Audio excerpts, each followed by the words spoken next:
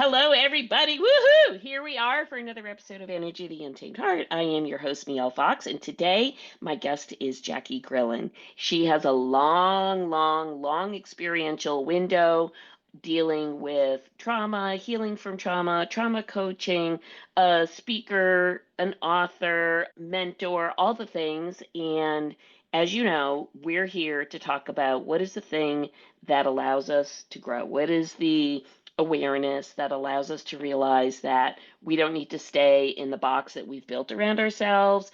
We can get out of this comfort zone problem that many of us build for ourselves, like what if, can I, should I, woulda, coulda, all the things. So without further ado, I'm going to bring Jacquie on. We're going to have, I'm not sure which way the conversation's going, but it doesn't matter because you understand, as you all know, here we go. What needs to come out comes out. What needs to be said gets said. So without further ado, Jacquie, welcome. I'm so happy to be here. I'm excited to talk to you. I love talking to people who are open to just flowing and we'll just see. And you never know where the conversation's going to go, but I'm open to letting it go wherever it wants to flow.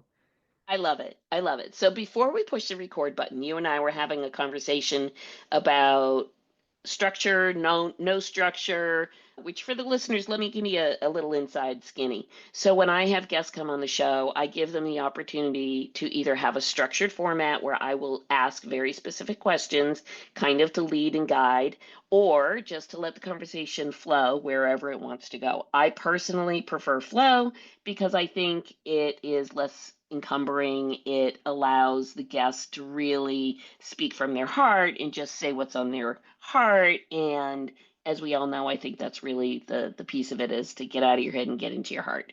So Jacquie and I were chatting about this, and she said, yeah, I used to really be very structured because that's what I believed was my comfort zone. That's what I believed validated the way I moved through the world. And I did a lot of work to get out of that. So why don't we start there?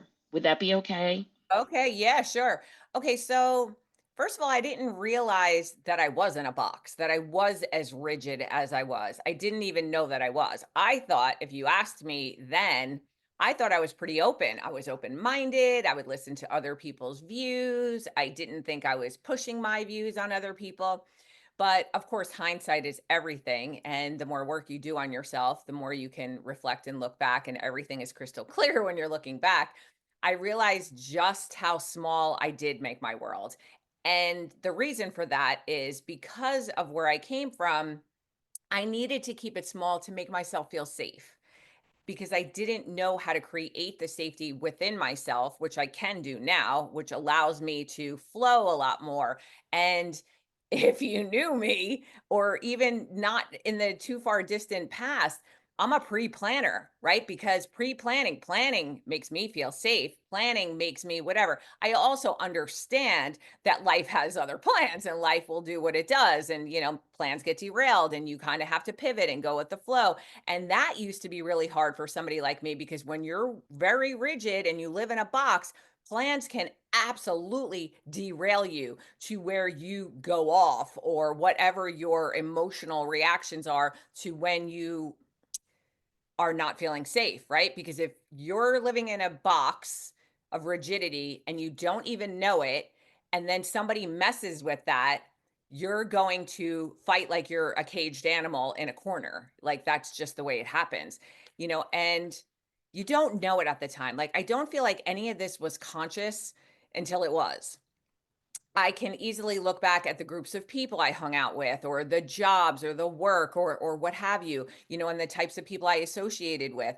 And I associated with people who like to keep their world small and had you must and you have to and rules and regulations that were self-imposed. They weren't even like real. Like who made these rules up? I did. Well, then I can change them. So like all of that kind of stuff. And it's interesting because I know that it did serve a purpose, right? Everything serves a purpose until it doesn't anymore. When you start outgrowing that little box, you kind of it blows up all those theories, but you don't want to blow up all those theories because that's what made you feel safe. So then it gets a little scary, but if you're gonna grow and evolve, you have to not only go to the edge of your comfort zone, you have to go outside of that, that edge. And you have to, decide what's more important, and I feel like my whole life has been like fear and pain, right? So we don't want to make any move to go outside that box because the fear of what this is like is too much. So I'd rather sit in this even if it's uncomfortable. But when this gets too uncomfortable, that this looks pretty good, it's time to go. Life is moving you. So even if you don't choose, sometimes life moves you or levels you or whatever into Bless excuse you. me, out of the Gesundheit. box. Yes. Yeah. And you don't know what's going to move you outside of the box. So it's really interesting to hear you say this, because I know, and I myself, for a very, very long time, was very similar to this. I really, ducks in a row, kind of like the routine, like to know what's coming next. I'm certainly able to pivot, but there was a window of time in my life where all the shuffling and the changing was for me, it was more annoying than it was fear creating, just Yeah. because it created a whole new set of, oh, now I need to readjust everything. But you're so right, because the reality is when you put everything outside of yourself and validate who you think you are through the capacity, or what you believe to be the capacity to control, the capacity to have patterns, the capacity to stay in your norm, your 9 to 5, or this is how I make my coffee and don't put the mug in the wrong place, or don't change the coffee grinder, whatever the thing may be. I think you're so spot on, is that subtle awareness when that kicks in, and I'm going to ask you a question in a minute about that. When that awareness kicks in, it can be very quick. It can be like the blink of an eye quick, or even faster than that, when you go, oh, oh, well, hold on a second. And after the awareness comes the curiosity question. So, you realize, like, oh, my coffee mug's now on the wrong side of the counter. That's a little disruptive. Does it mean my world's falling apart today? Probably not. Any chance I might be curious to see, like, how can I go around this? So when I hear you speaking, I hear several points that I would love for you to talk about a little bit. And one is, okay, lived in my box, loved my comfort zone, thought I had control, until I realized, guess what, I really don't. So there's your awareness. Curiosity, oh gosh, wonder what it might be like if I actually put a toe out of my box. What might happen? So that's part two, curious. Part three, can I be self responsible for my own actions? Is this story I've been telling myself for the last freaking 50 years really even true? Hmm. Step four, can I accept and realize I don't actually need to carry all this with me forever? I could actually set this down. And so when we talk about being caged or uncaged, I mean, it's interesting you use that terminology, because literally, what is the whole mission statement of this podcast, Energy, the Untamed Heart? It is to the journey, the discovery of the journey, to walk back home to our heart and soul and uncage that which we came here with, the wild, pure, genuine, open, joyous expansion of our love and heart, to have the journey, to make this a fun treasure hunt, not a chore. So I'm just so curious for you, where you said, oh, there was a time where I finally went, oh my God, I can't stay in my box anymore. What was that like for you? What was that Uh, like? Oh. yeah. Okay. So there's a lot of those moments, right, where, life challenges you and you either can choose to deal with it or stay in the box, and life leveled me enough times where I was forced out of the box, whether I like to or not. And my reactions to things, right? I guess because A, from where I come from, and B, how my brain works, did not like all of that change, like is not wired for that, is wired for, like I'm not I have to have the coffee mug in the same place kind of thing. Like I can adapt to that pretty quickly. But if you do something where you're taking something away from me that I'm severely attached to, whether it's a job or money or a relationship, like I literally felt like I was going to die emotionally. And that's how my brain works. So when it's that, it's like a volcano that opens and erupts, and there is no putting the bottle back on the the genie back The in the lid jar on the kind bottle, of thing. right. Yeah, No yeah. genie in the bottle, Yeah, right. like that's not happening. Your world is now disrupted and you have to find a new normal, whatever that is.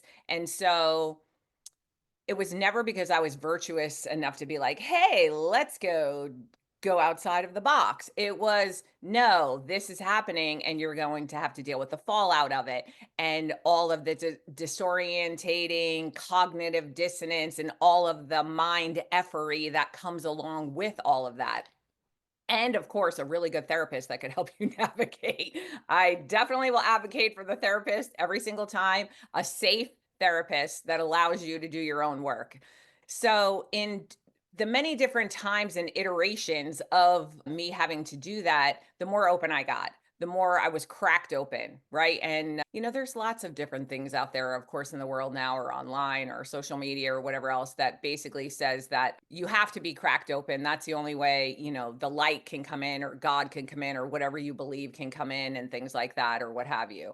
And then I love the other one where it's the broken pottery that gets put back together with gold. I forgot the name of it, but the Japanese thing, how it's stronger Yes. when you repair it and grow from that, and it becomes the same but different but stronger kind of thing. And that is my experience, even with breaking a bone. Like, my one leg is actually stronger, the one that has rods and screws in it. That's the one that was broken. You would think it would be the opposite way, but it's not. So when you are broken open and you do accept your mission or your challenge to grow and to rise and to expand, life will rise and greet you at that place. And one of the things I was challenged on, which is, sometimes it's a popular topic, sometimes it's not a popular topic, is like the God thing, right?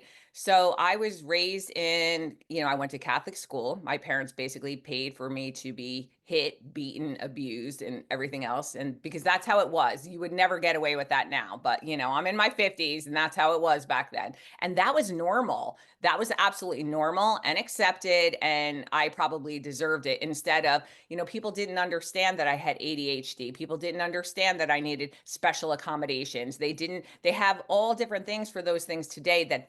I was not afforded any of that. I was basically labeled defiant, not living up to my potential, going against what I was supposed to be doing, kind of thing.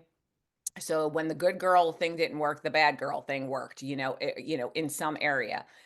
So anyway, with God, that took a long time to my idea of what God was. I've always believed in God, was the man with the beard in the sky.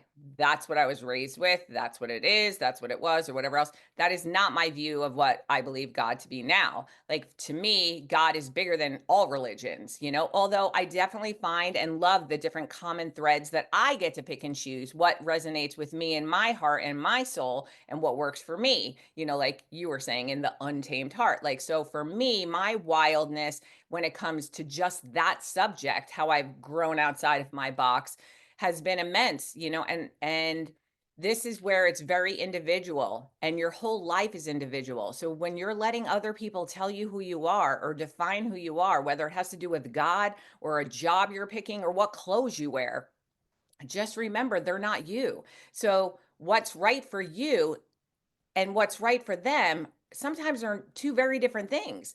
And it doesn't make, if I do something that they don't like, it doesn't make it wrong. It just makes it not right for them. But in my mind, it was right or wrong. And because I grew up to be such a people pleaser, because I needed to get people off my back, because I was never doing things the right way, because my brain works a totally different way. And I'm a lefty. So, like, my brain is totally not the same as like normal people in a lot of areas. And then add abuse and trauma on top of it, and you're in for a fun ride in my brain.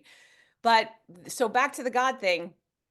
God is not a man in the sky. And my curiosities and my delving into different religions and trying out different things and investigating for my own self, like, what does this feel like? Nature has always felt good. I could always go outside and look to the stars, or even go to the ocean or go in the woods. That's where I feel the calmest. That's where I feel the most connected. That's where I feel God. Do I believe God is a man in the sky? No, I do not. In fact, a lot of times I feel like God is a woman, but I don't want to define God as being a woman either. I don't want to put God in a box. Like, do you know what I'm saying? So that the only reason I'm talking about God specifically on our discussion about boxes is because this is how the evolution of my idea of what God means to me is. Because even when I was like, well, except for like seahorses and something else I probably don't know about, there's nothing else on this planet that can create except for a female, right? So if females are the creators, and we're talking about the creator of the universe, and most of everything I know in this planet is a woman, then it's pretty fair to say that the creator might be a woman, right? We're the only ones that can give birth to anything, right?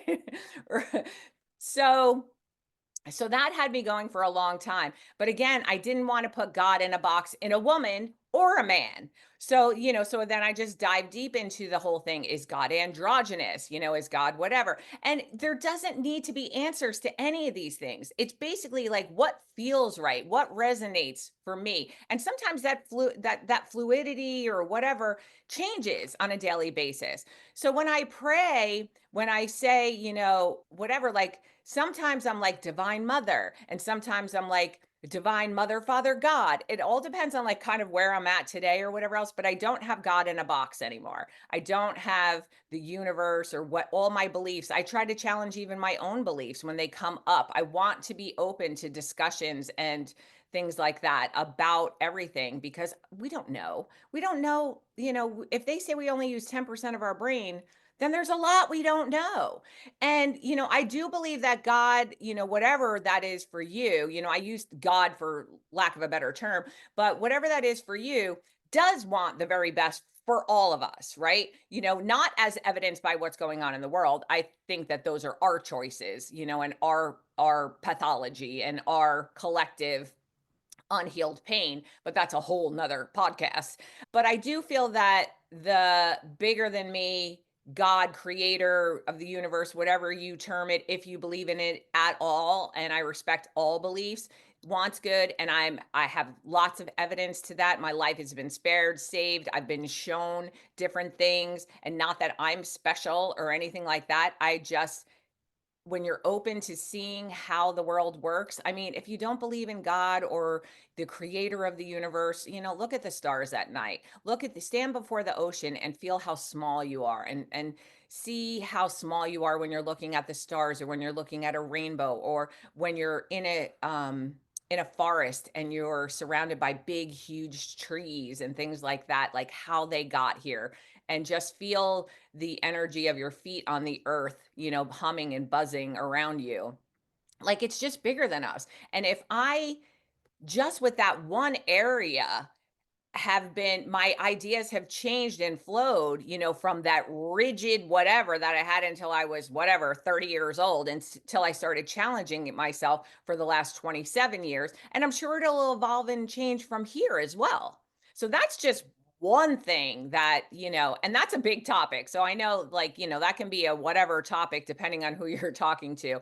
But that's probably the one that's been the most, you know, the biggest one, because it's constantly changing and flowing, because there is no known, versus some of the other things that I grow out of the box. I'm like, oh, I can't believe I believe that, and now I believe this, and maybe that'll get challenged, and I say this all the time, like, I don't even know what I don't know right now. Like, I don't even know what I'm in denial about, but I do know that I'm very open, and I want to grow and evolve and change. And if I am actually walking the walk on that, I will be changing my beliefs on more things, and maybe even God. Yeah. So I think that the big message to come through is the spaciousness to allow that the one and only way you thought you had to believe and think and move through the world isn't the only way that you can believe and Absolutely think and not. move through the world. And And questioning I is love don't good. put God in a box. I think it's a beautiful way to say, listen, there are lots of different ways that you can commune with whatever that is for you. And I agree, you can use whatever terminology one chooses to use. If you come from a religious background and you choose to Absolutely. use, the phrase God versus some other phrase, that's great. I think the concept of what does it represent is very similar through lots of cultures and lots of Absolutely. histories. It's just that the actual, I don't want to call it the dogma, but the doctrination of a given religious belief is also connected to a cultural situation, which quite frankly makes it a human situation versus what we're really talking about as a spiritual situation, because the Right. humans needed to put it on paper, needed to have some book of books, Label. needed to have whatever that is, the label, the thing, the doctrine of whatever it is. Whereas from a spiritual perspective, if you think about things being all one, all unity, all love, all whatever word you want to use, godlike, let's say, just to use one word for today's discussion, then technically, just like the Japanese broken vase that's assembled, we are all pieces of that initial masterpiece creation, Right. and we are hanging out here in this humanness going through the journey, but we're really all the same actually in deep down when you get to it. And I think a lot of when you describe like, hey, my brain doesn't work like everybody else's, well, that's a good thing, because if everybody thought the same way and moved through the world the same way, there would be no variation, there would be no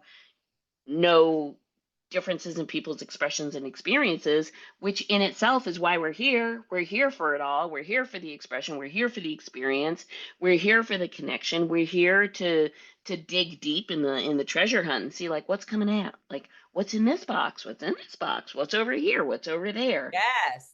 That's the journey, and that's what we're here for. So I absolutely don't disagree with you by any means, and I will say I do personally believe there is plenty of space for an individual to hold perhaps what they were raised with for faith, Of if that course. aligns for them, Of course. and And hold the and spirituality piece. I that's the don't think big piece. it's Yeah, that's the big yeah, piece. I love yeah, talking to anybody about any of this.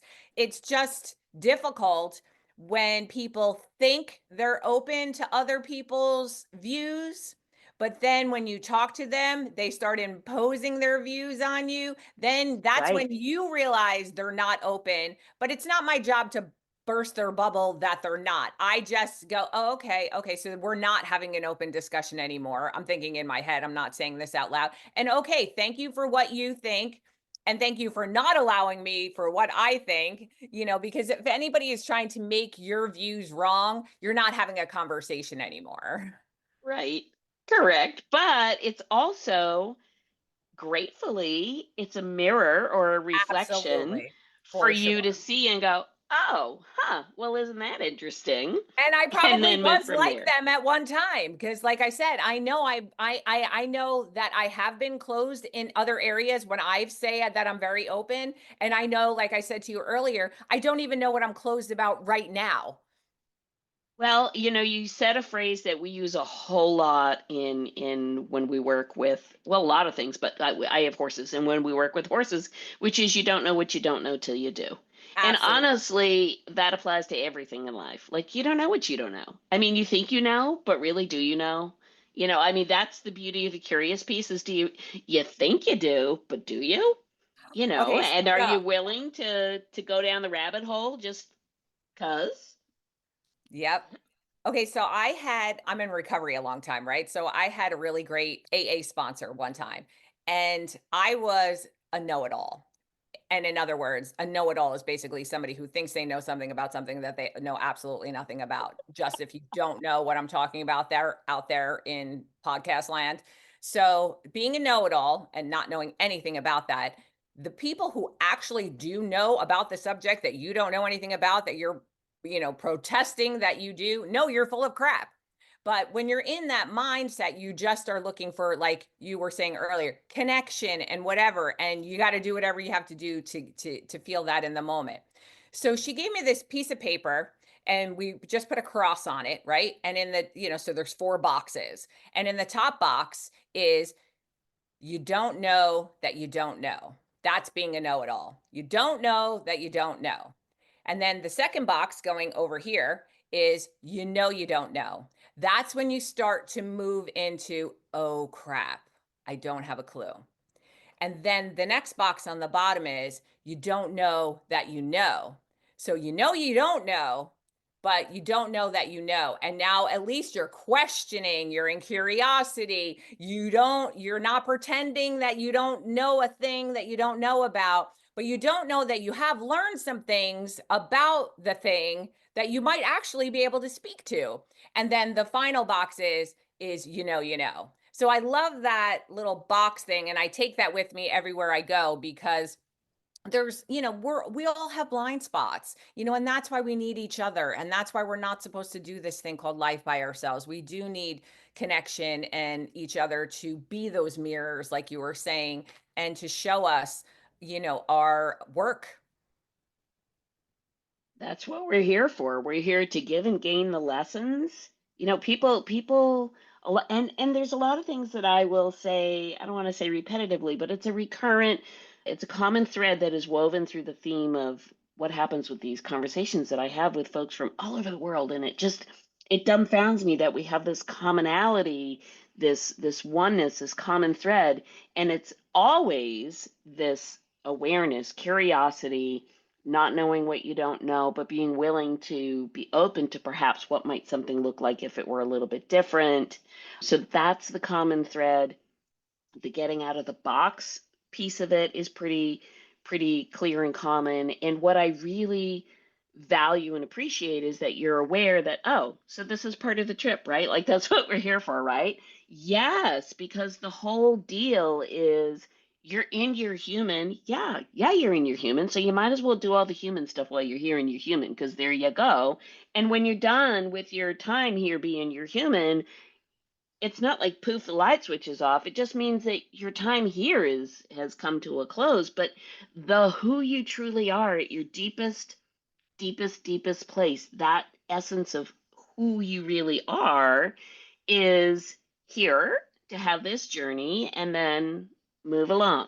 So to deny all the different components and aspects of this journey is sort of like doing the potato sack race. Like you got one good leg and one stuck in a bag. Like you're not, it's harder to get to the finish line than if you had both legs running on the ground, so to speak. I love that you bring this forward because it's so true. We have to be willing to look outside of our box, whatever our box is, whatever Right. self-imposed box we've put ourselves in, Right. and recognize that, golly, there's two sides to everything. There's going to be the don't really want to go do that side, and then there's going to be, but what might it look like if it was different? The expansive side, the wow side. And there's that all the time. All the time. Every moment of every day is like that. That's why we have a head and a heart, because you have a thought that goes through your mind, and you have to stop for a second and say, is that my mind telling me, like telling me a pile of usually baloney because it's trying to keep your ass safe? Or is that my heart, my soul, my higher self suggesting, hey, this is really in your highest good. We ought to go do it like this. And we Right. have those moments a bajillion times a day. And I'm sort of reading between the lines. You're saying it, you're sort of saying like, oh, is it my mind or is it my higher self? Like who's running the show here? And Right. this awareness that you've come to about I can't stay in the box, that is a big piece of how do you kind of step outside and observe and say, all right, what's really going on here? Like what's the deal? What's it really about? Is it really the mind chatter or is it not really the mind chatter? What do you have to say or take on that as related to what you've experienced for yourself and how you've chosen to move forward? Okay, so in learning to move outside some scary boxes, right? Because you have, it's not just one box you put yourself in. It depends on what the things are, right? Um, Depending on what the and how heavy the thing is that you're trying to move outside of, it might be, all of our work is our triggers, going to all the places inside of us that we don't want to go and doing those deep dives. So sometimes, these are not external boxes. Sometimes they're internal boxes, and you don't want to go to those places. And like you said, here we are with our brain lying to us. My brain lies to me more than it tells me the truth. And it took me a really long time to learn that. Like, more than half of my life, I believed what my brain said. So when you're working against something that's lying to you on the regular to keep you safe, but you don't know that, You only think that everything that you think is real. Back to the know-it-all thing. You think everything you think is real. So it's hard to, deal with that duality of your heart and your soul longing and calling you to do something that your brain is like, oh no, we are not doing that because you're terrified of it. That's the work, unfortunately, is to learn to not listen to your brain and do an action that your soul is calling or yearning or just dying for you to walk through, because your soul knows that the minute you move through the uncomfortability and the unbearable pain, and some of those situations were unbearable, like I said, the way my brain works, I have this RSD, this rejection sensitivity, right, to, like I said, where if people abandon me or I have the perceived notion that they're going to, I literally feel like I'm going to die. Like it's a physical, visceral reaction. So why would I ever want to do anything to have anybody leave me ever? And why would I ever want to walk away from a job, let alone whatever? So even when you're in bad spaces, at least it's the devil you know. So to walk away for something like that is excruciating for somebody like me, but it has to be done because once you know, you can't pretend you don't know anymore. Once life has removed the little denial veil, you got to make a move or you're sitting in uncomfortability. Now, let's see. Is moving out of anybody's box going to be comfortable? No, it is not, or at least it's not been my experience. My experience of moving through and out of all of my comfort zones via my boxes has been emotional pain, all of it. I've not moved out of any of those in joy. I've gotten joy and freedom on the other side of them, but to move out of the box, it's not joyful to move out of the box, which is why a lot of people, most people, do not want to do their own work and they stay in their little boxes. And that's how they move through their life. And that's their thing. For whatever reason, I've been called in this particular lifetime to move through lots of boxes, because once you get a taste of the freedom and the joy outside the box, you want more of it. It becomes a thing where, like I was saying earlier, with that scale, with the fear and the pain and the whatever, the fear of the unknown, the pain of sitting in that, is it just makes it look a lot better once you can see the joy and the freedom on the other side.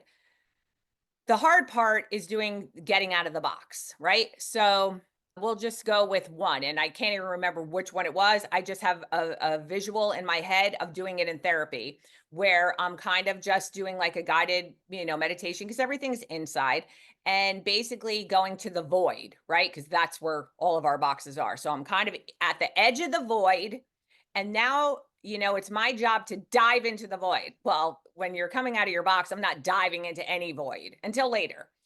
The first step is just like anything else. Like when you're going in the water and it's cold, you're going to put a toe in or you're going to put a foot in, and that's it. You're going to just check out the void. So it's basically like tempering your uncomfortability, because like I said, it doesn't feel good. So you put your toe in, your foot in, and you go, okay, so you're just sitting in the terror, the uncomfortability. And that's the whole point is moving through these uncomfortable feelings, or the things that you've made up in your mind about it, and you're literally going against this brain that is trying to keep you safe.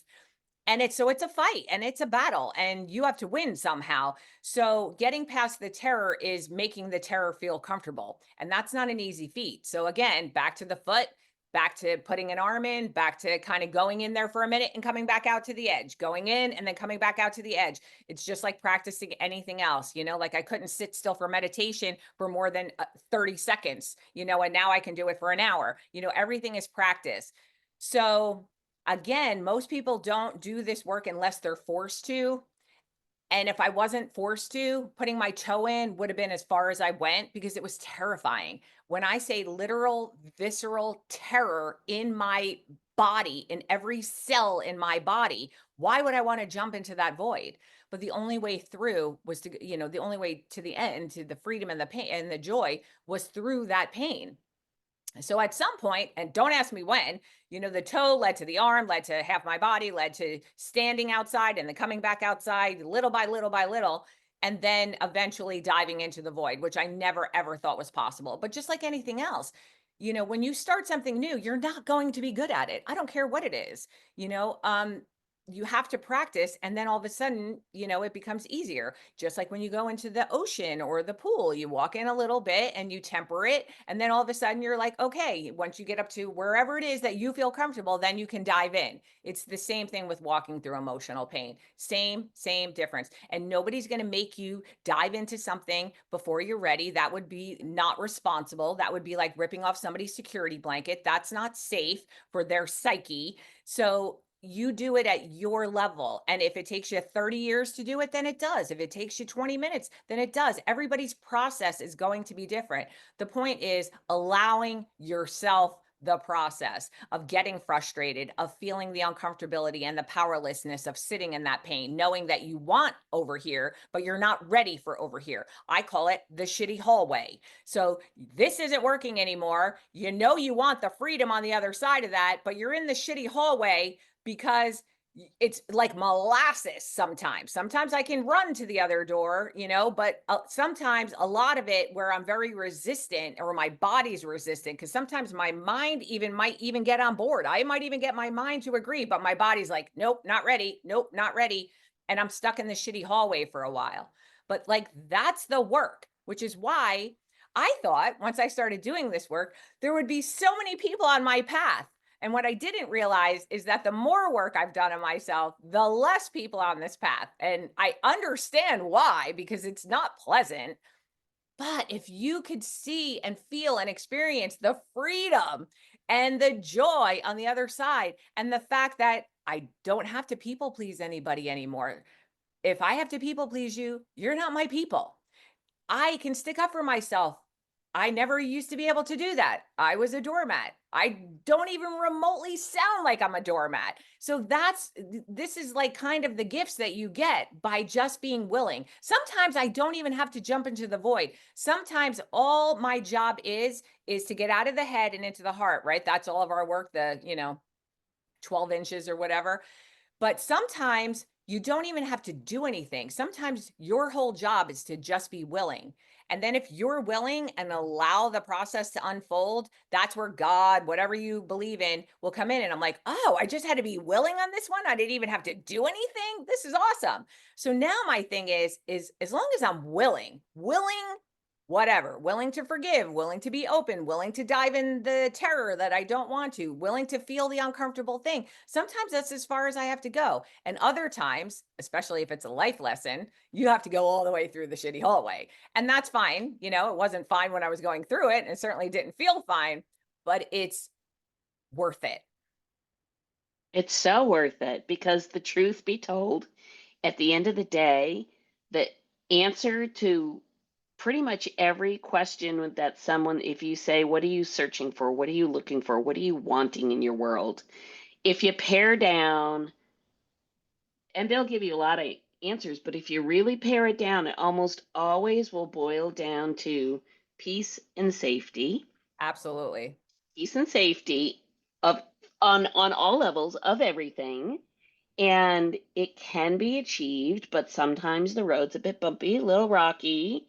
But again, it's bumpy and rocky because why? We've built it that way. It's us. We have built it that way through our decision making and choices as we've moved through life. Although sometimes there's a lot of argument and I get a lot of pushback like, oh, well, I didn't ask to, have my childhood look like this, and this. Okay, putting all that in perspective, that there is a window of time where things are a little bit out of your control. You don't get to pick and choose what you do as a 2-year-old. But once you're an adult, once you're past a certain age, you now have that capacity to decide, am I going to be more in my head, more in my heart? Am I going to continue to create this head heart resonance and really walk that path towards the freedom and the joy, which what comes at the end of the freedom and the joy, the peace and the safety, it's all sort of bundled up together. So this is such a good convo. I love this convo. Tell us, where can people have more convo, more Jackie, more tell me how it's rolling, what's up, how do I get out of my box, how do I put my toe through the door? Okay, so I'm always evolving and growing, right? So I'm actually in between websites right now, but my original website, which my name is at the bottom of my screen right here, JacquieGrillon.com. It's as simple as that. And the new website that I am in the midst of creating does have some stuff on it. It does have like a little download or what have you, or you can book a free call. Is Jacquie, my first name spelled at the bottom of the screen right here, inspires at wait, retract that. It's JackieInspires.com.